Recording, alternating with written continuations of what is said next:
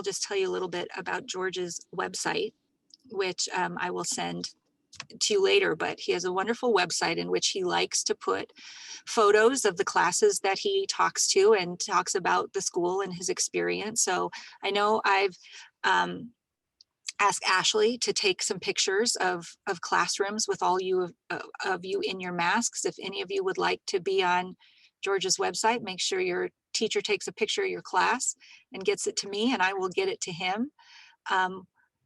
The website is wonderful. He's going to talk more about his book as well. And maybe I will just start with a brief introduction about IHE, my organization, Institute for Holocaust Education, which is here in Omaha. We've actually been around 20 years. This is just my third year with the organization, but this week of understanding we do every year, the last week in March, where we try to reach as many students as we can with as many survivors as we can. This is the 11th year we've done this program. And this year we have a record 27 schools involved, and we will reach almost 7,000 people this year. So thank you, Fremont, because you have just really showed up for us with our numbers, and we're hoping to show up for you. I'm so excited that you're part of it this year. George was actually born in Warsaw, Poland, but he's coming to us today from San Francisco, which is 2 hours ahead of us. I always want to say 1, but it is 2. He has been, was supposed to be here behind. What I say, ahead? Ignore that part. Erase that part. I don't do time zones well. Zoom, I can do. Time zones, not so much. George was supposed to be with us here in person last year, but we had to cancel everything right before our week of understanding. So we are... What? We're go. Everybody's in place. Okay. So I am so glad that we were able to do this virtually this year. Next year, I hope to be able to bring a survivor to your school where we can be up close and personal. But this year, it's Zoom. And so without further ado, I'm going to turn it over to George, and I'm going to share my screen here in a minute for his PowerPoint. There will be time for questions at the end. And since there are so many people tuning in, if you would just type them into the chat, I will read them to George. But here we go. Thanks, George. Kale, thank you. And hello, everyone. I'd like to tell you about the world that I was born into, the dangerous world that I survived, but only because of major luck. In a world that I hope none of you ever have to experience. The place, Warsaw, Poland. The time, September 1939. Hitler's Nazi armies invade Poland, and that starts World War II. Next slide, please. With hundreds of airplanes, next. Thousands of tanks, next. 1 million troops. The Nazi army sweeps across Poland and conquers it in 1 month. Next. And then they hold a victory parade on the streets of Warsaw, as you can see here. And even Hitler himself comes to view it. Next, please. That's Hitler with his arm outstretched. Now, I was born in Warsaw. I lived there at that time, but I don't remember this because I was only 1 year old. But I remember most things since I was 3. And at that time, when Hitler invaded Poland, I had a family of 12 people, parents, grandparents, aunts, uncles. Within 3 years, out of the 12 people, only my mother and I were still alive. The other 10 were all dead, murdered by the Nazis. Why? Because they were Jewish. As you probably know, the stated goal of the Nazi Party was to exterminate, to kill everyone who they considered undesirable. Jews were on top of their list, but there were others, gypsies, invalids, socialists, gays, handicapped people. But Jews were on top of the list and the largest group.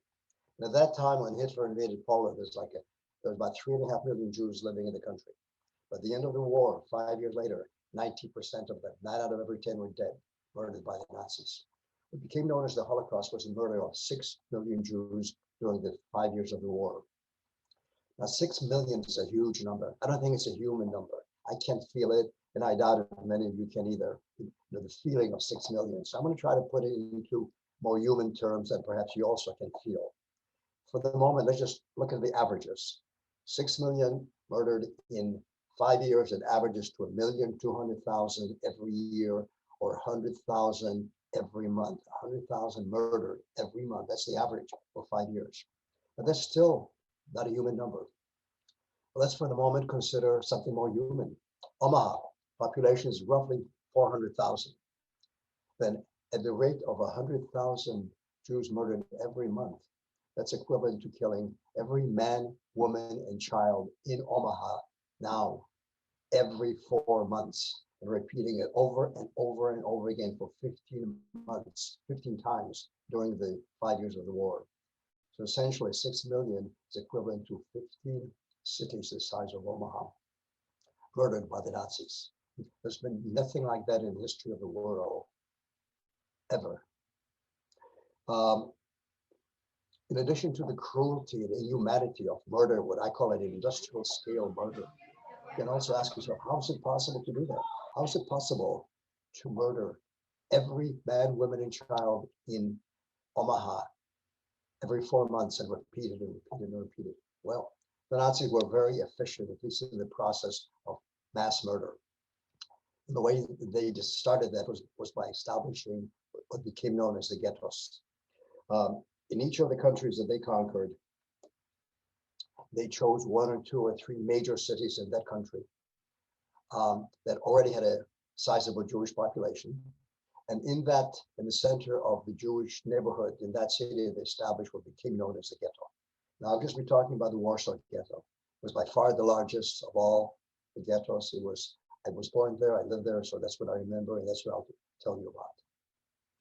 So in Warsaw, the Nazis chose about 2% of the area of Warsaw, right in the heart of the Jewish neighborhood, whereas the Jewish population of Warsaw was not 2%, it was 30%. So obviously most of the Jews lived outside of this small 2% area. My family lived within this established ghetto. So once the Nazis chose that 2% of Warsaw, they built a wall around it, a brick wall with barbed wire on top, with gates that were guarded by soldiers with machine guns and dogs. And once the wall was erected, the Nazis swept the other 98% of Warsaw around that wall, on the outside of that wall, where probably about 80% of Jews lived. And they collected them all, they forced them all into this small walled-in ghetto. And then the Nazis swept the rest of the countryside, the whole Warsaw region, the smaller towns and villages, that some of them also had Jewish populations up to 50%. And they collected all the Jews from the whole Warsaw region, and they forced them all again into the small walled-in ghetto. So think about it. What would happen if you build a wall around some part of Omaha where there's 100,000 people living in it, and there's 300,000 people living outside your wall? Then you force those 300,000 into this walled-in area. Then you collect another 300,000 in the whole Omaha region, and you force them all in. So all of a sudden, there's 600,000 people being forced into an area where there's already 100,000 people living in it. Where would they live? Where would they stay? Well, if they were lucky, they would move in with friends or relatives. And I remember when I was about 3 years old, suddenly there's like a dozen strangers moved into our apartment, where at that time, only my mother, my grandmother, and I were living there. The men in the family had already been taken away by the Nazis. They were all dead by then, but we didn't know about it until after the war. So these strangers, they were sleeping on the couches and the floor and the kitchen and the hallway in our apartment. And I remember asking my mother, who are these people? What are they doing here? And my mom said, well, they're friends. They'll be with us for a little while. And they were with us for a little while, whatever that might mean to a 3-year-old. But eventually, when the Nazis were satisfied, they collected Jews from the whole Warsaw region and forced them all into the ghetto. They started emptying out the ghetto, putting people on trains and shipping them to concentration camps, and most of them to the gas chambers. So rather than, oh yeah, you know what I forgot to tell you? I forgot to mention to you. The 6 million Jews that the Nazis killed, you can ask yourself, why did they do it? What's the reason? Well, the answer is anti-Semitism, hatred of Jews. And anti-Semitism is just like all the other antis, whether it's anti-Christian, anti-Muslim, anti-Black, anti-white, anti-gay.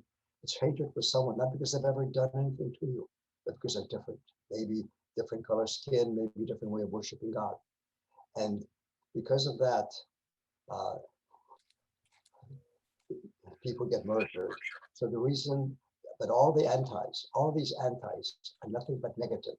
They always end in destruction. And what I want to point out to you, particularly students, is in this world, in your life, if you ever want to do anything good, you have to be for things, not against things. Try to remember that as as you go through your life, be for things, not against things. So getting back to the Nazis and forcing Jews into the Warsaw Ghetto, I will read to you, how did they do it? I'll read to, rather than telling you about it, I'll read to a chapter from the book that I wrote 11 years ago. The book is called Neither Yesterdays Nor Tomorrows. And if we have time, I'll tell you that I was inspired to write this book by a small middle school in a small town in Tennessee. I've never been there, never met anybody from there, but they inspired me to write this book after I was silent about my Holocaust childhood for 60-some years. The chapter I'll read to you is called Umschlagplatz, which in German means shipping point or collection point. Now, I don't speak German, I never did. And the first time I heard it, the word Umschlagplatz, was when I was 4 years old. I'm 82 now, so that was 78 years ago. I've never forgotten that word. Suddenly there was loud shouting coming from the courtyard. Then the entire apartment complex was filled with ear-splitting noise. Shouts, screams, doors banging everywhere, and heavy running footsteps. My grandmother ran into the room holding my coat, grabbed my hand, and led me to the staircase, which was filled with people, all going downstairs. When we reached the courtyard, it was already full of people crowded together in groups, with soldiers in dark green uniforms shouting orders and walking between the groups. My grandmother held my hand tightly as we were pushed back and forth by the crowd, till finally we were standing at the edge of our group, facing the large arched entry gate that led from the street into our courtyard. It seemed that we stood there a long, long time. I recall being glad that my grandmother put my coat on because I was getting cold. And I remember seeing some soldiers leading, some groups being led by soldiers out of the courtyard through the big gate. Next slide, please. This is the scene that I remember. In the back, you see the big gate and people are being led out with soldiers and machine guns guarding them. And then suddenly I saw my mother running in through the gate, holding a piece of paper in her hand, showing that paper to some soldiers, talking with them, and finally coming to us, to my grandmother and me, and leading us out of the courtyard. It was only years later, after the war, did I understand what happened. The Nazis were emptying out the Warsaw Ghetto, apartment block at a time, and shipping the residents to concentration camps. My mother, who at that time was working at a factory in the ghetto, which the Nazis authorized the American Jewish Joint Distribution Committee to manage and to make uniforms for the Nazi army, my mother somehow learned that our apartment block was being emptied out that day. She got from the factory director an official document allowing her to keep her family in place. With this document, in effect, a temporary permit to continue living. Think about that for a moment. That little piece of paper was a temporary permit for my grandmother and me to continue living. With this paper, my mom could manage to convince the Nazi officer commanding that day's sweep to let us go. As she arrived a few minutes later, it would have been too late, because if my mom had arrived a few minutes later, my fate would be like the little boy that you see there on the photograph, because he lived maybe another week or two longer after this photo was taken. Because from here, these people were taken directly to freight yards. Next slide, please. They were taken to these freight yards, put onto freight cars, cattle cars, and shipped directly to concentration camps. And all children, most women, and all the older or weaker men would be almost immediately sent to the gas chambers. So if my mom had arrived a few minutes later, I wouldn't be here with you guys today. I would have been dead decades and decades ago. Pure luck, pure luck. Now, I mentioned that people that were lucky, they would move in with friends or relatives. Well, what if they weren't lucky? They'll have to live on the street. Warsaw is a northern city, like New York, Boston, Toronto, Seattle. During the winter, it gets cold, snow, ice.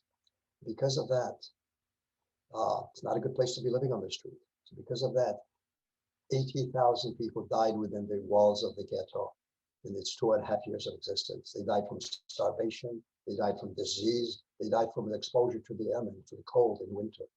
And I remember particularly winter mornings, I would sometimes wake up to a sound, something like a clunk, clunk, clunk, clunk. It was the sound of a wooden wagon that was pulled over the cobblestone streets of the ghetto by men that would collect bodies of people who had died during the night and taking the bodies out. The ghetto was not a good place to live. It was not a good place to die. Next slide, please. Here you see a couple of kids freezing, begging for food. There was no food to be given. It was, we were all starving. Now, what happened next? My mom was a very smart woman. She realized sooner than most people were willing to believe or to acknowledge that the days of the ghetto had everybody in it remembered. So we decided to try to get us out of the ghetto when there's still a chance, out to safety. And the first place in our flight to safety is a place I call the shed. Next slide, please. And the reason that that is on the cover of my book is that scene I remember from the shed where we were hiding, and it had a major effect on my adult life, on my professional life. So I'll read to you a chapter called The Shed. We can only speak in whispers here, my grandmother told me. We were now in a large shed with corrugated metal walls and ceiling, pieces of rusting metal equipment strewn about, and our bags and blankets on the floor. Several families were here with us, or no one that I recognized, all with bags and suitcases and blankets. One family even had a little black dachshund, and they told us that it never barks. I petted his soft fur and I played with him. Some of the people played cards, some knitted, but no one spoke except in very quiet whispers. My grandmother took some bread and sausage from her bag, made tea on a little chemical burner, and that was our dinner. When it got dark, no one lit any candles. We wrapped ourselves in our blankets and we slept. I woke up in the morning and I wanted to play with the little black dachshund, but it was gone. I asked its owner, where is it? And their only answer to me was, it's gone. Years later, my mom told me that during the night, the owners had to choke it to death to keep it from barking at footsteps outside the shed. If you guys have small pets like a dog or a cat, can you imagine choking it in your own lap? I can't. The shed, or perhaps the day, or perhaps many days went by slowly in the near silence, the only sounds coming from outside the shed. There was a big hole in the shed's roof through which I watched white clouds on the blue sky. Once I saw an airplane with black crosses on its wings flying across the sky. Exactly what you see there. That's the scene that I remember from the shed. At that time, I didn't know that it was a Nazi airplane and the black crosses were Nazi insignia. It just looked so beautiful to me against the blue sky. It wasn't constrained in a dark shed as I was. And I felt strangely drawn to it. I wanted to be in it. I wanted to be somehow with it. I never lost that feeling and interest in airplanes. A few years later, after the war, I would read Polish aviation magazines. Then later on, after we moved to America, I was in high school in Oregon. I would build and fly model airplanes. In college, I majored in aeronautical engineering. Then I worked in the aerospace industry. I took flying lessons, got a private pilot's license, crashed an airplane and walked away from it without a scratch. And for 20-some years, I flew hang gliders in Southern California. Crashed maybe half a dozen times, walked away from all but the last one. On that one, I crashed near the top of a mountain in Southern California. I woke up 6 hours later in a hospital. And for my next birthday, my wife gave me a video taken from a newsreel helicopter, showing a rescue helicopter lifting me unconscious from the top of the hill and taking me to a hospital. However, I've never forgotten that airplane against the blue sky through the hole in the roof, and the feeling of awe and exhilaration that it gave me. And that's why that's on the cover of my book. What happened next? My mom put my grandmother into what she thought was a safe hiding place. It was like a bunker being built in one of the basements in the ghetto. So turns out it wasn't, but we only learned that after the war. But thinking that my grandmother was safe, my mom smuggled herself and me out of the ghetto. What happened in the ghetto after we left? Well, enough people and actually eyewitnesses managed to smuggle themselves back into the ghetto, plus news that came in through various means into the ghetto, that soon enough people realized what was happening, that the people who were being shipped out on trains were going to concentration camps, and most of them were dying in the gas chambers. So a group of young civilians, they knew by that time that the walls of the ghetto well guarded, much better, and there was no escaping. And they realized that they would all die. So they decided they would rather die fighting than dying in the gas chambers. And they staged what became known as the Warsaw Ghetto Uprising. Now imagine a group of young civilians, no military training. They had some rifles and some pistols hidden in the ghetto. And they rose up against a trained Nazi army of thousands of troops with tanks and artillery and airplanes. The ghetto fighters knew they had no chance. They knew it was a hopeless, hopeless act of defiance. And they fought for about 2 or 3 weeks, and they all died. They were all killed. Next slide, please. Here you see a photo of what happened in the ghetto after the uprising. Every man, woman, and child that remained there was dead. Next slide, please. And apparently Hitler was so furious, apparently insulted personally, that the Jews of the Warsaw Ghetto dared to rise up against his army. He ordered every building within the walls of the ghetto destroyed by the army. You see here all the ruins in front. That's the ghetto. It's a panoramic shot of the ghetto. The black line in the back, those are the buildings of Warsaw outside the ghetto's walls. But everything within the ghetto was ruined, destroyed totally. How did my mom and I survive? Okay, we were already out of the ghetto by some months. I don't know how many. How do we survive outside the ghetto? Next slide, please. Here's a photo of my mom when she was 7 years old, together with her brother. It's the only photo of her family that survived because she kept it under her blouse all the years of the war. My mom was a young attorney before the war. She was college educated, obviously. At the university, she learned English and she learned French. So the first thing she did when she got herself out of the ghetto is she dyed her black hair blonde so she wouldn't look quite so Jewish. Because most Poles have hair that's like brown, dark or light brown, not black like hers. And then she bought the identification papers of a young Polish Catholic woman who had died, and she took on that woman's name. And her name was Śliwowska, Polish name that ends with a S-K-I, Śliwowska. And the next time my mom saw me, she told me that, which was probably several weeks later, because once we were out of the ghetto, we didn't live together. I'll tell you about that in a minute. So next time my mom saw me, which was probably several weeks later, she told me, from now on, my name is no longer Elbaum. She said, forget Elbaum, your name is Śliwowski. You better not remember, you better not forget that. So I had about 4 or 5 different last names during the war. Whenever my mom would buy a new set of ID papers with a new name to keep the Nazis off her trail, she would then tell me my name the next time she saw me. And I had to remember each one of them. Now, so with fake ID papers, with blonde hair, my mom went to work. First, she had some good jobs. She became a French governess or English governess to wealthy Poles who wanted the kids to learn those languages. When those jobs ended, she took on whatever was available. That included becoming a cook, a maid, a scrub woman, a laundress, whatever, as long as the job came with 2 benefits. Benefit number 1, room and board in the apartment of the people who hired her. And the reason that was critical is that she wouldn't have to walk to work back and forth every day, because every time she was out on the street, she could be picked up by Nazi patrol or police and sent to concentration camp, fake papers or not. Requirement number 2, a little bit of cash, not for herself, but to pay to the people who are keeping me. Because my mom realized that I would be safer if I was kept by a Polish Catholic family together with their kids. My mom tells me that when I was, throughout the war, 4 and 5 and 6 years old, my hair was light brown and I didn't look Jewish. It was only after the war, within the first few years, my hair turned from light brown to dark brown to black like hers. And then about 10 years ago or so, as you can see, it turned white again. If you guys in Fremont High School don't know how that happens, ask your grandparents, they'll tell you. And they'll tell you if it happened to you too. So my mom survived by luck, strength, and wits. I survived by luck only. I'll give you an example of my luck. I remember I was sitting at a table eating soup. It must have been one of the families. It probably was one of the first families with whom I was living.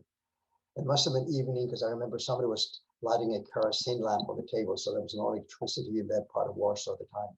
So I'm sitting there eating soup, and all of a sudden there was loud banging on the front door and loud shouts in German. And everybody rushed to the front door, but I didn't. I just continued to sit there and eat soup, probably because I was hungry. I was hungry for most of the war years, but that's because there was not enough food in Poland, and a lot of people went hungry, and I was being kept by families of strangers, so they would sometimes not feed me very well. So I'm sitting there ignoring all this commotion and all the German voices in the back of me at the front door, till suddenly I sensed somebody was staring at me. I remember turning to my side and I looked up, and there was a tall Nazi soldier staring straight down at me. I remember he had on this heavy dark green coat, so it must have been in winter time. And on his shoulder, he had what turned out to be a machine gun, but I've never seen one like that before. And apparently, even at the age of 4, machinery fascinated me, which is probably why I eventually became an engineer. So I just kept staring at his gun and staring at it. And then I looked at him and I looked at him and I smiled at him. I just smiled at him. I don't remember why or that I did. Why do I remember? I remember that I did. I don't remember why. But I smiled at him, and then I continued to eat soup, and I ignored him. That was a good move, it turns out, because he stood there another moment or two, and then decided, oh, never mind. He just moved away, and soon he and the other soldiers left, and all was quiet. I learned after the war that had I shown any fear whatsoever, he would have made me drop my pants to see whether I was circumcised. And if that had happened, I would have never reached my 5th birthday, because only Jews were circumcised in Poland at that time. So I would have never reached my 5th birthday. Again, pure luck. I lived with about 4 or 5 different Polish families, Polish Catholic families throughout the war. My mom would move me from one to the next whenever the family with whom I was living alerted her to danger to me and danger to them. And the reason for that was that in Poland, the Nazis decreed that any Poles or any Polish family caught hiding Jews would be immediately sent to concentration camps along with the Jews that were hiding.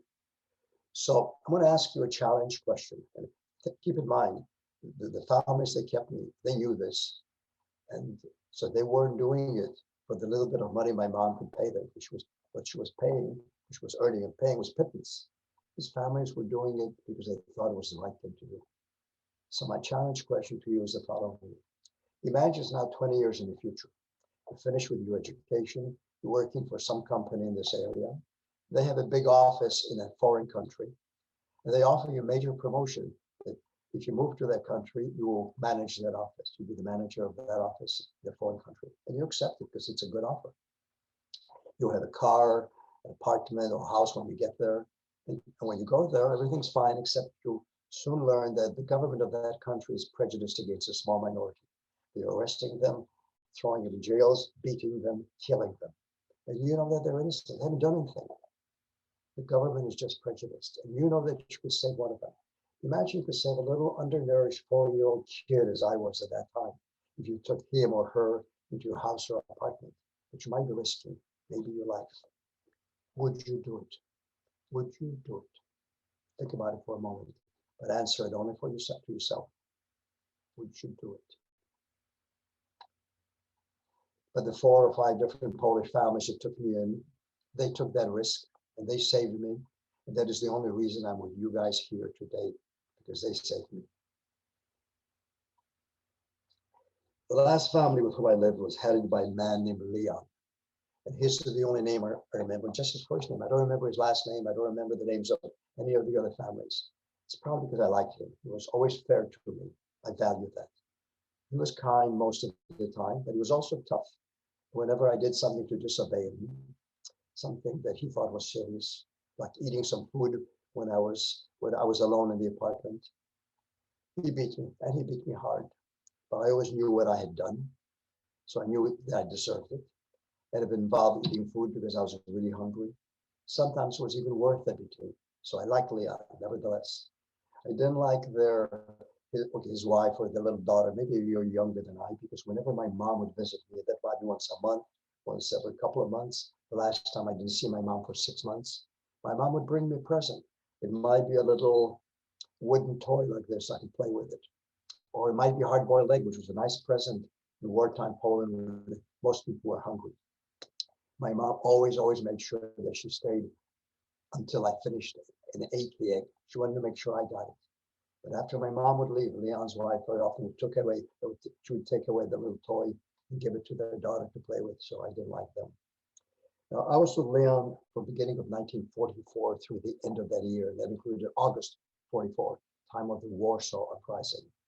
Now, Warsaw Uprising differed in one very fundamental way from the Ghetto Uprising.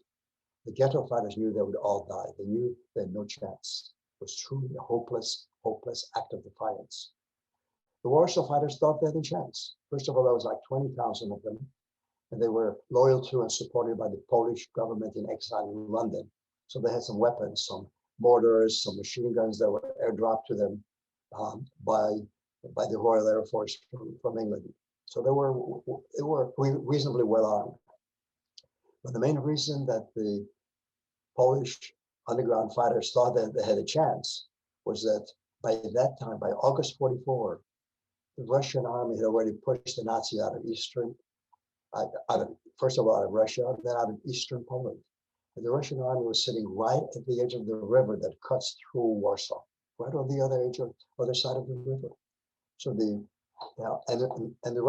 Moscow radio was encouraging the underground to start an uprising.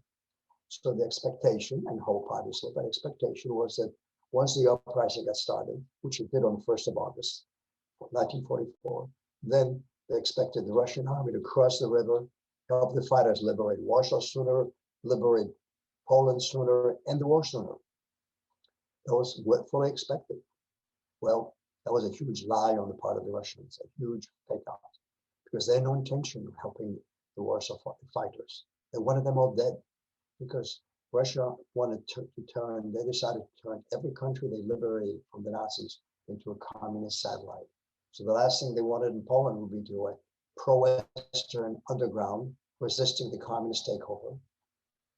So they did nothing but sit back, wait until the Nazis had killed off almost all of the Polish fighters and turned Warsaw into a total ruin. Next slide, please.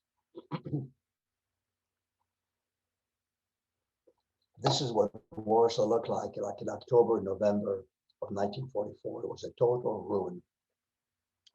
How did Leon and his family and I get out of there in time? Leon must have, I presume, he must have gotten wind of the upcoming uprising that was going to take place in it. And he somewhere got a pedal powder rickshaw. And right before the uprising started, he and his wife packed up a whole bunch of suitcases and cardboard boxes. And they loaded that on the pedal powder rickshaw the morning of August 1st. And he packed, and with his wife and daughter and I sitting on the baggage and Leon pedaling, we left the city. The Warsaw Uprising had just started. When we were about an hour or so out of the city, out in the countryside, farmlands, he eventually pulled off to rest. And I asked him where we were going. And he said, well, we're going to my cousin's farm. I wandered away along a ditch that ran beside the road. And all of a sudden, I noticed a dark blue object, something like a large potato lying in the grass. I picked it up. It felt cold and heavy like metal. It had a shiny ring on one end of it. So I put my finger through the ring and I pulled. It came out in my hand just as Leon called that we were leaving. So I tossed the object over my shoulder like this, and it fell in the ditch, and I ran to the rickshaw. As I jumped onto the rickshaw, there was a big explosion from where I had just been. And Leon started pedaling furiously, much faster than before.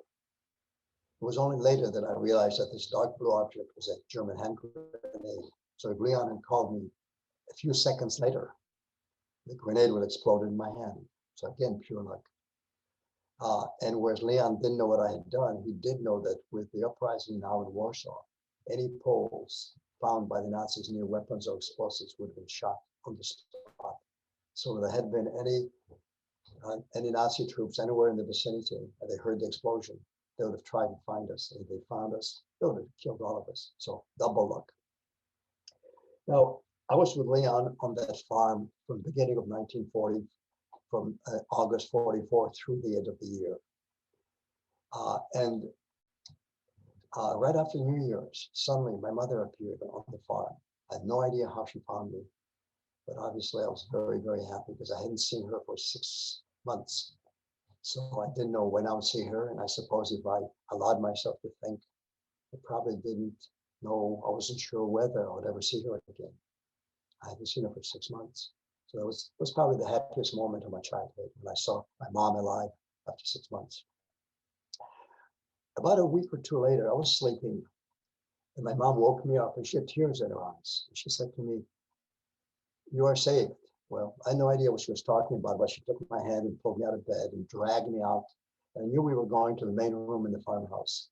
And when we got there were soldiers there, but they didn't have the dark green uniforms of the Nazis, they had olive uniforms. And my mom bent down to me and she said, "They're Russian." Well, that didn't mean anything to me. But when one of the Russians had a slightly different uniform, I remember that, so he must have been an officer. But when he saw me, I was the only little kid in the room. He reached into his pocket, pulled out a little white cube like this, and he handed it to me like that. But I didn't know what it was. So my mom said, "That's sugar, take it, taste it, put it in your mouth."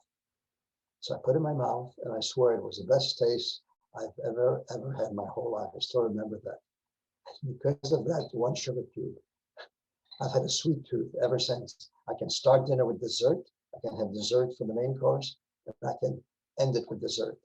And I would do it occasionally, except my wife never lets me. Oh, she's in the office with me, so she heard that. She's laughing.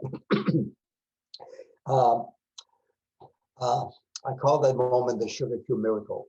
And about a week or so after the sugar cube miracle, we learned that the Russians army had pushed the Nazis out of Warsaw. So my mom and I returned to Warsaw, mostly by walking, sometimes being lucky and getting a ride on military trucks. When we came to Warsaw, it looked like this. You see, it was all ruins, except there was a lot of snow on the ruins. It was a snowy winter. And I noticed as we were walking through it, occasionally I would see in one of the snowdrifts, half buried a body or two left over from the battle between the Russians and the Nazis. My mom very quickly got a job with a brand new book publishing organization. And because she got a job because she had been an attorney before the war. And this book publishing organization printed books and propaganda. And her job was to go around the country and reopen bookstores because most bookstores in Poland were closed during the war. Next slide, please. In order to get to some of those further out places, well, first of all, in order to get to some of those further out cities where to open up a bookstore, my mom needed transport. Public transport wasn't available, so first she was given a little old three-wheeler, one wheel in the front, two wheels in the back. The wheels were about half the size of a normal cart wheel, and eventually the little three-wheeler died, so she was given a Jeep. Now her driver, she didn't drive, so her driver was given a machine gun. She was given a pistol. And the reason for that was that whereas in the Warsaw region, the Nazis had wiped out most of those 20,000 fighters, Polish fighters, that were pro-Western, they would have to travel to some further out cities where there still were pockets of pro-Western underground resisting the communist takeover. So they would, and they knew that only the government owned cars, so they would attack cars on the road. Luckily, my mom and her driver never needed to use their weapons. Now, I'll read to you a chapter, part of a chapter called Summer 1945, Returning Prisoners and Falling Stars. Several times during those early months after the war, my mom and I went to the railroad station on news of trains arriving from Russia, carrying Polish prisoners from the Eastern Front. My father, was an attorney and a reserve officer before the war, was called to active duty in the war's first few days, and he had been sent to the Eastern Front. And my mom had hoped that he had been taken prisoner and would be returning from Russia on one of these trains. My mother was understandably filled with hope and anticipation as we waited for these trains to arrive at the station. But for me, it was an strange and an unsettling mix of expectation and concern. On the one hand, I wanted a father in my life, and I was quietly envious of children who had one, like Leon's daughter. On the other hand, I had no memories of my own father, as I was only 1 year old when he left for the front and never returned. So the train for which we were waiting might bring a total stranger who would enter our life. And I could only hope that I would like him and that he would like me. Together with a lot of other people, we would stand at the station's entrance and watch as the gaunt and bedraggled men filed out slowly and wearily. They were gaunt and bedraggled because they were prisoners in Russia for years. Sometimes there were joyous shouts as the waiting and hopeful spotted one of their own, followed by much embracing and tears of happiness. Mostly, however, the arriving men shuffled by ungreeted, perhaps because they were not from Warsaw and had to travel further to find their families, or perhaps because there were no survivors in their families to greet them. My mother was always quiet when we left the station after finding no one. We would walk home in total silence. That was a very, very happy time for me because I thought that my mom would never again part me with some stranger. I would continue to live with her as I had done during the war. I mean, she would not give me away, to part me with some strangers as she had done during the war. However, that's not what happened, because 2 years later, 2 years after the war ended, which was like early 1947, I was on a train with a group of other orphans or half orphans, and we were going by train to France, and in France we would board ship and sail to Palestine, not Israel, because Israel wasn't founded yet for another year and a half. Why was my mom sending me away? I never asked her. But when I was writing the book, that's when the question occurred to me: why was she sending me away? Because I didn't know. My mom died 16 years ago at the age of 91. So I had plenty of time to ask her, but I never did. But when I was writing the book, she had already passed away 5-6 years earlier. I could check various places like Wikipedia. What happened in Poland during those 2 years after the war that would make my mom presumably send me away for my safety? And I learned that there were pogroms in many of the smaller towns and villages in Poland. And by pogroms, I mean when mobs of angry anti-Semitic Poles would seek out any Jews that happened to survive there in the small town or village, drag them out on the street, beat them, kill them. Several hundred Jews were killed by Polish mobs during those 2 years, 1945 and 46. And here's the paradox. The Jews that survived for the same reason I survived, because Polish families hid us. They risked their lives and they hid us. Well, and then after the war, other Poles, anti-Semitic, killed those Jews. Makes no sense, except for the very, very hard fact that we all have a choice in our life as we mature. Do we follow our life in terms of being tolerant and law-abiding and just, or do we let anger and hate and prejudice and racism and anti-Semitism lead our actions? We all have the choice, and so will you. So will you. I would probably be living in Israel right now because I was already in France with us group, except for an accident. One evening after dinner, a couple of us were roughhousing, chasing each other. I tripped, fell, and this tremendous pain in my leg. And we have here in this room the echo, and I guess I must have said a word that's close enough to trigger it. Anyway, I would be living in Israel had not been for an accident, because I tripped. We were roughhousing. I tripped, fell, and my leg was terrible pain. So one of the adults came up and started to lift my leg up, and I'd scream with pain. And I remember him telling somebody, "I think his leg is broken. We better take him to the hospital tomorrow." Well, that doesn't sound serious to me now. But at that time, it was very serious to me, because right after the war, I saw so many people without arms or legs that I just assumed that if you break one, they cut it off.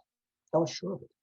And when one of the kids with whom I was playing came over and knelt down beside me, and he said, "Hey, don't worry, you'll be playing soccer with us tomorrow." I thought, how am I ever going to play soccer? I want to spend the rest of my life on one leg. Well, I obviously didn't sleep very well that night. The next morning, they took me to the hospital, and when they were putting a cast on my leg, hip, toe, I asked the man that took me there, I said, why do they bother doing this? They're just going to cut my leg off. I remember he laughed and he said, don't worry, they won't cut your leg off. A couple of months, they'll take off the cast, you'll be as good as new. I was one very happy little 8-year-old. Next slide, please. This is my passport photo for that trip to France and then on to Palestine. I was 8 years old. Because my leg was in a cast, they sent me back to my mom in Warsaw. The rest of the camp went off to Palestine. But 2 years later, I was back in France, in Paris, with my mom. Next slide, please. So, now, this is the summer of 1949. Maybe so. I turned 11 in that summer, and that might be like a birthday photo. How did that happen? My mom did such a good job establishing bookstores throughout Poland that the Polish communist government decided to send her to France to establish Polish bookstores, to essentially for the Polish immigrant community to propagandize them and have them come back to Poland. My mom did set up a number of Polish bookstores. Actually, my wife and I, several years ago, happened to run into one of those in Paris. My mom probably started 60 years earlier. But eventually my mom defected that summer, went to the American embassy, applied for a visa for herself and for me. Her visa came through quite quickly. And that September, my mom came to America. My visa didn't. So once again, my mom parked me with some strangers, as she had done during the war, except these were nice people. It was a Polish-French couple. During the days, I would wander all around Paris, walk everywhere, or ride the metro. I learned enough French just by listening. They picked me up. That so whenever I got lost, I could ask somebody, "How do I get home?" And they would explain to me in French. I always got home. But eventually, my visa came through, and on the 1st of December, 1949, this Polish-French couple put me on an airplane in Paris. My mom met me in New York, and a couple of weeks in New York, and then we took a train down to a tiny town in North Carolina called Cove City, 1,000 population, tiny place. We took a train there. This was like late December, 49. When school opened in January of 1950, my mom right away entered me in school. I had been in 5th grade in Poland, so she put me into 6th grade. The only problem was I didn't speak a word of English, and no one there spoke Polish. But my mom thought that'd be the best way for me to quickly learn how to speak English, and she was right. A year and a half later, by the time we left Cove City, North Carolina, and moved to Oregon, I was already fluent in English. But the first few weeks or months were pretty difficult because I didn't speak a word of English, and I made some really embarrassing mistakes. The most embarrassing one, also the most embarrassing, now the funniest is when they tried to teach me baseball. So if we have time, ask me about it, I'll tell you, because it was very embarrassing, and then it was very funny now. But eventually I picked up enough English so that I stopped making most of the embarrassing ones. Not all. Surprising thing is everyone there had a heavy Southern accent. I didn't pick it up. My only explanation for it is that my Polish accent, which was heavy, was so heavy that I kind of kept the Southern accent away. That's my explanation. My wife used to be a speech therapist, or trained as a speech therapist. She doesn't agree, but I'm sticking with it. Anyway,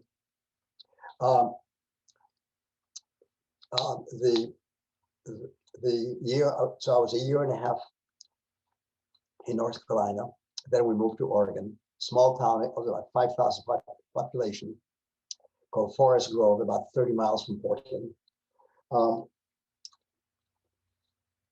This was summer of 1951. My mom right away took me for an interview with the principal of the small high school in Forest Grove. It was about 300 students at that time. And he interviewed me, wanted to make sure that I speak English and understand it very well. He wanted test my knowledge. And apparently I passed. So he allowed me to skip 8th grade and start as a freshman. Freshman year was tough on me, very tough. First of all, I was still only a year and a half in America, so I still didn't fully feel American culture. And I made mistakes, some embarrassing, but not as bad as North Carolina. That's number one. Number two, I had a heavy Polish accent. I was the only kid in the school with an accent. And number three, the worst of all, I started to stutter badly, very badly. I think it's probably the memories of the Holocaust started to register in my head. So I can never speak to a group like you or even to one or two people without major stuttering. 4 years later, I graduated. I lost most of my accent, lost most of my stuttering. During summers, I did what the kids do. I worked in the fields picking strawberries and picking beans for pocket money. I never made much pocket money picking strawberries because I love them, so I was eating too many of them. I did better on the beans. I did even better after junior and senior year when I was already a little bigger and stronger, so I could work on the sawmill. Very menial jobs, but better paid than picking strawberries or beans. One thing happened to me in my junior year that I'm going to share with you because if something like that happens to you, perhaps my story will help you. First term junior year, 11th grade, a vocational counselor came to our school to try to help us decide what elective courses we should take in the rest of the junior year and the senior year, depending on what we're going to do after graduation. Are we going to work on our parents' farms? Are we going to work on sawmills? Are we going to become a logger and work in the forests? When it was my turn, he asked me what were my plans. And I said, because ever since then, I wanted to do something with airplanes. And by that time, I already knew that aeronautical engineers design and build them. So I said, I want to become an aeronautical engineer. I want to go to college, become an aeronautical engineer. And he looked at me and said, well, you're probably not smart enough for that, but you'll be a really good car mechanic. Well, I told you I love cars. Matter of fact, when I bought my first used car in college, when it broke down, I couldn't pay anybody. I didn't have enough money to pay anybody to fix it, so I learned how to fix it myself. But I didn't want to be an auto mechanic. I wanted to be an aeronautical engineer. And I thought, why is he discouraging me? His job is to help me. And it occurred to me that maybe he's discouraging me because he got discouraged himself. And I decided, I'm not going to let him do that. I'm not going to let him do that to me. I'm just going to have to study harder and work harder so that I do get into a good university for aeronautical engineering.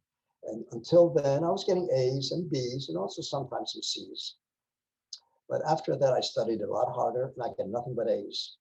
And in my senior year, I went to my math teacher because I liked him. And I asked him, what is a good college for aeronautical engineering? And he said, well, the best one is Massachusetts Institute of Technology, MIT. Well, I've never heard of MIT. I was very naive. That's a nice way of saying stupid. And that was the only school I applied to.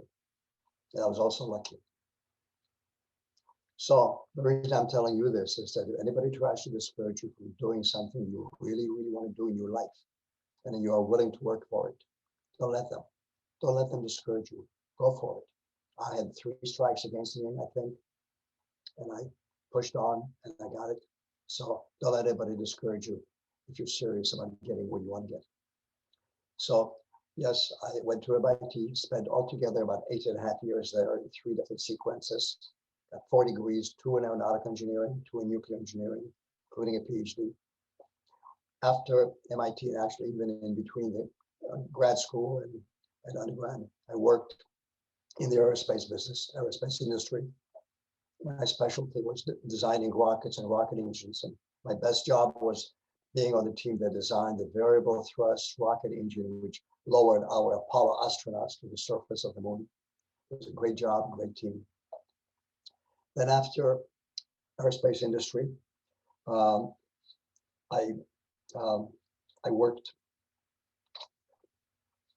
I started to commute between California and Moscow, representing American companies there. I probably made about 200 trips to Russia during those 25 years. But then I suddenly, then right around that time, my wife asked me whether it's okay to rent a movie, which is called Paper Clips. And I said, sure, because all through those years, I stayed away from the Holocaust emotionally. I took an emotional distance from the Holocaust. I never read any books about it. I never watched any movies about it. I never talked about it. None of my high school classmates knew about my background. In college, only my best friends knew about my Holocaust background. And the reason was that I saw what the Holocaust, what the memory of the Holocaust did to my mom. It traumatized and haunted her till her dying day. And I didn't want that to happen to me. Even though my mom was a very successful businesswoman in America, she was traumatized till the day she died. The Holocaust never left her. And I didn't want that to happen to me. So I just kept the Holocaust away. And then it's only then, like in 2009,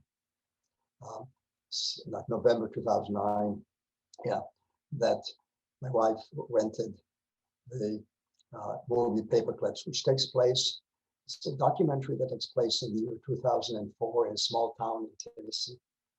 It doesn't show any Holocaust scenes and Holocaust concentration camp survivors, etc. So I said, sure. Okay. Well, when the movie ended, I realized that my story has value. So when my wife asked me, probably for the 20th or 30th time, whether I would reconsider my refusal to write my book, I surprised her, surprised myself. I said, I'll do it. Started the next day, finished 3 months later. And I immediately put it on the next slide, please. The book, I wrote neither yesterday nor tomorrow, and I finished it in March of 2010. And I didn't want to particularly sell it. I wanted people to read it. So I immediately put it on a free access website, scribe.com, where people could read it for free, print it for free on their computers. But friends have also asked me for a hard copy. So I did put it on Amazon, which is there for like $10. It's free on scribe.com. Right before my very first talk at a school, which was in Seattle, I was interviewed by a newspaper reporter in San Francisco. And she asked me whether I had a website. I said, no, why? And she said, well, if you had a website, you'd be talking to schools, the students will be asking interesting questions and you'll be answering them. So you could put those on the website. And I said, okay, I'll do that. So I started my website, neitheryesterdays.com. Each one of my talks is on the website. This one will be also with whatever, with description of the school or the event, some photos that are available. Altogether, this is probably my talk number 284 or something like that. Every time that I put a new post, the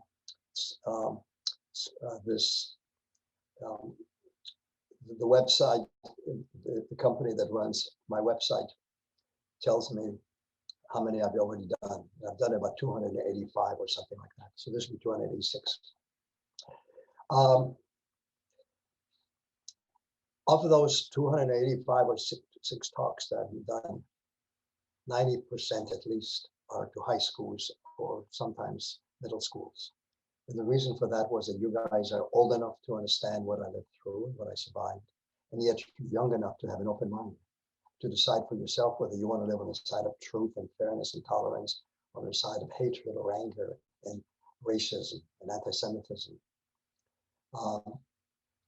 You might have had that choice already sometimes. If you ever were walking and you saw somebody being bullied, what did you do? Did you just keep walking and let the bully continue? Or did you face the bully and say to them, stop that? Take some courage, take some courage. But I hope that you did that. And by the way, the other reason that that I only talk to high schools, is that with adults, once they make up their mind, nothing will change them. I've had one of my hang gliding buddies turn out to be a Holocaust denier, and he tried to convince me that the Holocaust never happened once he learned that I was about my childhood. So with adults, their minds don't change, and that's why I speak to high schools, because you guys' minds are still open. And I hope that when you do face prejudice, because it's happening in the United States too, even abroad, there are mob actions, beatings, killings. In the United States, they are too. 2 years ago, a gunman went into a Pittsburgh synagogue and killed about 11 parishioners. Right before that, I think a year before that, there was an anti-Semitic march in Charlottesville, Virginia. One person was killed. And when asked about that event, our ex-president Trump said, well, there are some very fine people on both sides of the issue. No, there are no fine people on the side of anger and hate and racism and violence and anti-Semitism. All the fine people are on the side of tolerance and justice. All the fine people are on the side of tolerance and justice. And I hope that's where you will be when you mature. And maybe I hope you're there now already, so that whenever you are faced with prejudice and anti-Semitism and hatred and racism, that you do speak up, because all those bad things, they grow in the shadows, but when someone is faced with them, they usually back up. But it takes courage, and I hope you always find that courage to do that, and always speak up. Thank you very much. Thank you very, very much. George, thank you very much. You have given us a lot to think about, and I am hoping that there are some questions. So I'm going to ask teachers to pop those in the chat so I can ask George, since we have so many people tuning in. And while the teachers do that, would you please start us off with your baseball story? Well, I do say that just as bait, because usually it's some eager high school kid that asks, but now it's you, which means you have some of that same spirit still in you. It must be Irish in you, right? Maybe. Anyway, probably at that time, it was like early January of 1950. At that time, there was no baseball in Europe at all, certainly not in Poland. So I knew nothing about baseball. And the kids were they were very friendly, and they wanted to teach me baseball.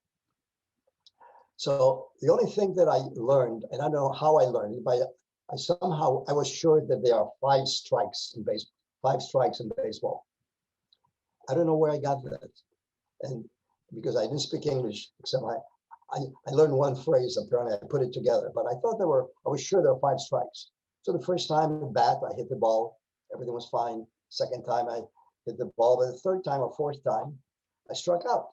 So I'm standing there waiting for another pitch, and they're kind of motioning me and telling me to get off home plate, and I don't understand it. And I keep saying to them, no, I want 5. I want 5. And they keep telling me, you only get 3. I was going like this, and they were going like that. And it went 2 or 3, 4 times back and forth like this, until finally they got a little tired of this. A couple of the bigger guys came up, picked me up by my armpits, carried me off home plate, and just threw me into the big field of tall grass right next to the home plate. And I just sailed into it. I didn't get hurt. But after that, for the next year and a half, when I still lived there, they kept saying, you want to take another flying leap into our grass? We'll oblige you. So that was very embarrassing. I can imagine that was a bit traumatizing too, as a new immigrant and a new student. And I'm glad you can laugh about it now. We're having lots of great questions come in. And since we're on this situation of the baseball mishap, what was the hardest part about moving to America? Well, actually, coming to America was a dream. America was always viewed, certainly in Poland, and even in France, but certainly in Poland, as this wonderful, wonderful place. Everything was good in America. The only thing we knew about America was the very large cars that were at the American embassy, because my mom had a very good position at this government book publishing. The American embassy was almost across the street from us, so we saw these big, beautiful, shiny cars, and we heard so much stories about America that everything was good there. And my mom had a distant cousin in America that would occasionally send her care packages, including something wonderful. I learned it was called marshmallows. I mean, I got a sweet tooth, of course. And I could never figure out from what did marshmallows come, because everything in Poland was grown. Nothing was manufactured. And on what kind of a plant do marshmallows grow? So all the wonderful things were American. So I was really looking forward to it. So there was nothing traumatic about coming to America. It was all positive. But I guess the only thing that I found negative about America was Coca-Cola was this famous American drink. And since it was American drink, it had to be good. Well, I don't like Coca-Cola. so that was my only disappointment. But another disappointment was I thought America was a true democracy. And I remember one time, I was maybe the first half year or so, my mom and her husband and I were in this, he was an American, and we were in this town near Cove City in North Carolina, like 17 miles away. It was either Kingston or New Bern. And for some reason, she had to put me on a bus, and I didn't speak English very well yet at all. But she put me on this bus. She told me, go 3 stops or 4 stops, and I'll meet you there, whatever, I don't know. Anyway, I was on this bus, and there was a lot of people in the front. There weren't too many people in the back. So I just went to the back of the bus and I sat down. And the driver yelled to me, but I didn't speak English. So, and he kept yelling at me. And finally, he stopped the bus, and he came back, and it was yelling directly at me. And again, I said, no English, no English. Well, I was a little kid at the time. I was 11, but I was very small. He just picked me up and carried me to the front and plopped me down in one of the front seats. And I didn't understand that. I mean, what's going on? So when I met my mom, I told her what it was all about. And he said, well, there's segregation here in North Carolina, and the front seats are reserved for whites, and the rear seats are reserved for the blacks, and you should have been sitting there according to the rules. And I thought, well, wait a minute, I thought America was a democracy. And that was a big disappointment. And it still is. I'm going to take about 3 questions and blend them together, because there's some questions about, loving and appreciating your mother for sure, but whether you ever felt lost or abandoned. And another that talks about, did you have issues of trust with certain people or countries, and whether those feelings of abandonment and trust still affect you today? Well, first of all, I am very, very much of an optimist. But I think that's augmented by something that I instinctively learned during the war, and that's encapsulated in the title of my book, Neither Yesterdays Nor Tomorrows. Because many of the families with whom I lived, some of them treated me well, some of them didn't. And because of that, I've learned instinctively to forget bad things from the past. To this day,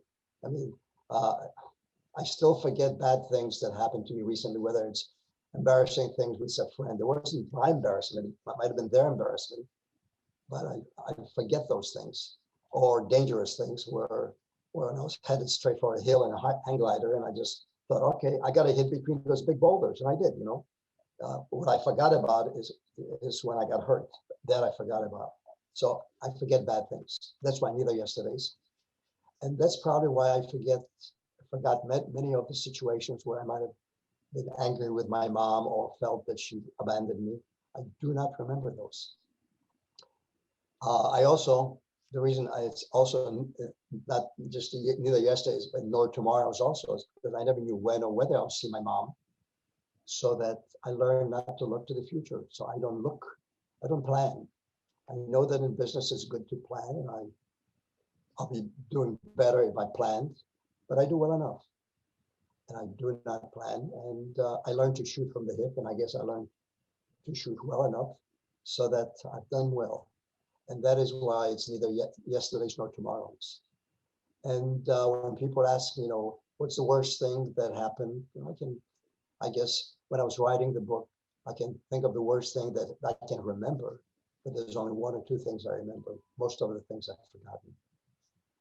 When I was writing the book, new things come up, and so there are some negative things that in my book that I describe, but most of them I've forgotten.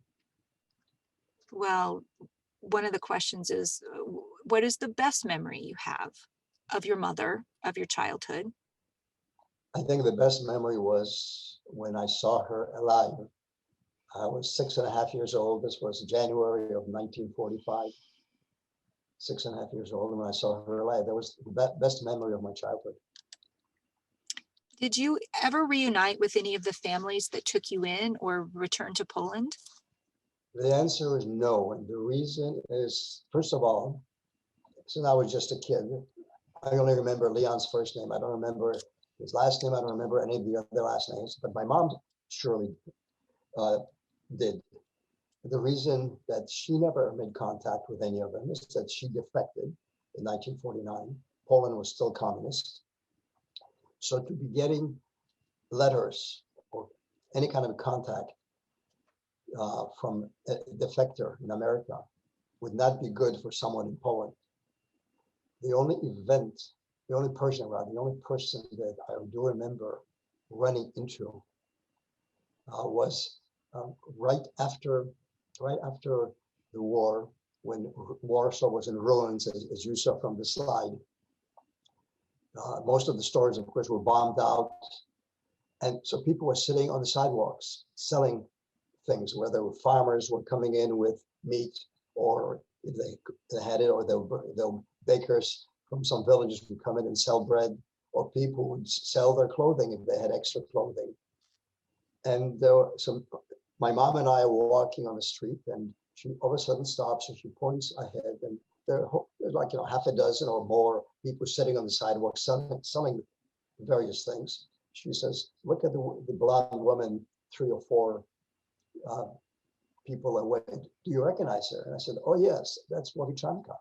Wovichanka was a woman who lived in with one of the families where my mom took me, and I remember her. And my mom had told me that one time she came to visit me at that house, and apparently for some reason, can't explain why, but for some reason I didn't jump up and greet her and hug her. Just kept sitting there very calmly. And I don't remember that. And my mom said to me that this woman, Wovichanka, approached her and said, "Look, you're obviously not his mother, because he would have greeted you differently. But you clearly know his mother because you're here to visit him. So you tell his mother that if she's not here, I think it was tomorrow or the next day, with money, serious money, I'm going to tell the police about him. I think he's Jewish." And my mom had told me this sometimes after the war. And but all I knew was that was Wovichanka. So when we walked up to Wovichanka, and my mom said to her, she says, "My son recognizes you. You're Wovichanka." She said, No, I'm not." And my mom asked me, "Who is that?" "That's Wovichanka." So you wanted to turn him in to the police when you were living in the same place. Are you ready to go to the police with him now?" And me, No, that wasn't me. She said, "Well, tell you what, if you're not ready to go, we're going to walk up. There's a police station up there. We're going to come back with a policeman." Something like that. We walked she had no intention of doing that. So we walked maybe 5-10 minutes forward, came back, of course she was gone. That's the only person that I met, accidentally, I suppose, that I had recognized Well, it makes me think That's of it. what you said earlier about that the reason you survived and other Jews survived were because of the Poles who chose to help and do good things. And yet there were Poles who also chose to do great harm and to put themselves in their own safety first. And what a difficult decision that must be in the moment. And this idea also that you brought in at the sometime in your talk when you said anti this, anti that, is always against something. So what are you for? Right. And I would like to invite you to just tell us a little bit more about that, about what you would like students to think about and how they can start thinking about what we call at IHE moral courage, and how that applies to them today in 2021 in the United States of America. Well, I'll tell you, the most important thing that I think that my mom taught me was to follow the golden rule. The golden rule is treat others as you would like them to treat you. The golden rule is the basis of all religions. And on that subject, let me just point that out. Yes, I was born Jewish, but I didn't know I was Jewish until after the war. I probably would have behaved much differently. I probably would have been frightened many of the times, but I didn't know I was born Jewish. And the way I learned it, I'll get back to the golden rule, but the way I learned it was that, okay, no, that's part of the golden rule too. That one time that summer, the summer of 1945, a couple of us, or several of us were playing in our courtyard in Warsaw. And there's a big open courtyard with a building all around. And something happened, and one of my neighbors or friends, same age as I, 7 years old, called somebody a dirty Jew. And I remember saying to him, well, hey, don't do that. I said, there are good Jews and bad Jews, like there are good Poles and bad Poles. I said, you and I are good Poles, but there's some pretty bad Poles too. But he didn't agree with that.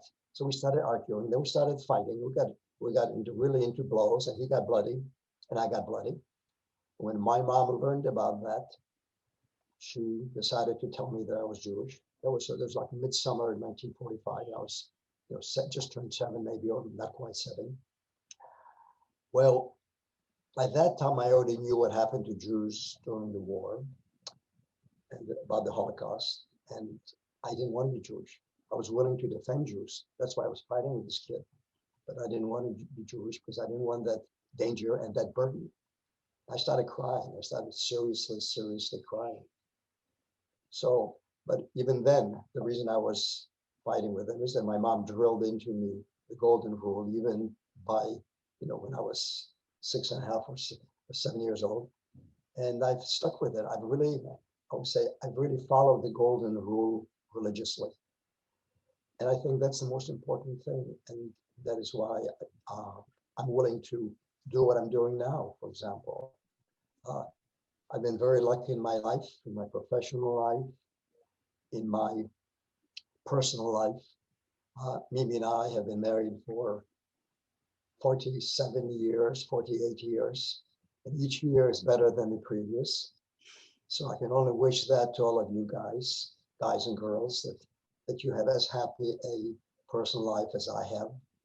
You grow together, and as good a professional and economic life. I mean, I earn enough so I can support people in universities with scholarships or fellowships. It's my way of giving back, but there's no way of giving back as meaningful as giving back personally. It's a lot tougher. It certainly initially was a lot tougher for me to go in front of a group. Like the first time I did at MIT, when I was kind of badgered into giving a talk for the first time, it was very difficult for me. It was much easier writing a check. But speaking, even now, sometimes my heart is still up in my throat when I speak. I've managed to learn how to hide it. But giving back is very gratifying, at least when you get to my age. I'm 82. And I think that's the main thing that I learned that I wish all of you could also think about is following the golden rule.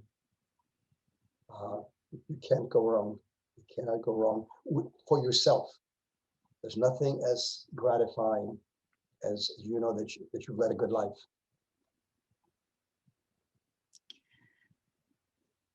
I don't know what else I can say after that. I think that is the perfect place to leave this. I'm sorry I didn't get to everyone's questions.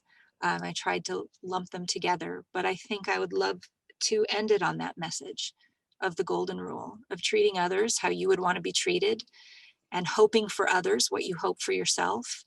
Because right now we're going through it all again. The xenophobia and the fear of the other is alive and prevalent everywhere. And so we are so grateful to you, George, for giving us your time this week and this afternoon, and your bravery and vulnerability to tell your story, and all of the personal parts. I think you've given us a lot to think about today. And Fremont, I'm so grateful to all of you there for getting this all set up. Ashley, thank you so much for that. And I will be sending you a copy of George's book for your library. And so that'll be coming next week at some point. Lots of thank yous, George, in the chat. Thank you for sharing from many, many, many people. So thank you all. Happy Friday Eve, as my children would say. George? Let me just respond to that. And I want to thank you and the Institute for the opportunity to give back, which is what I'm doing, and because it makes me feel a lot better. And I thank you for that opportunity. Thank you very much. Oh, Thank you, George. you are so welcome. We look forward to meeting with you in person at some point. Thank you all. Have a good You evening. too. Good evening. Thank you, George, again. This was wonderful. Bye, Fremont.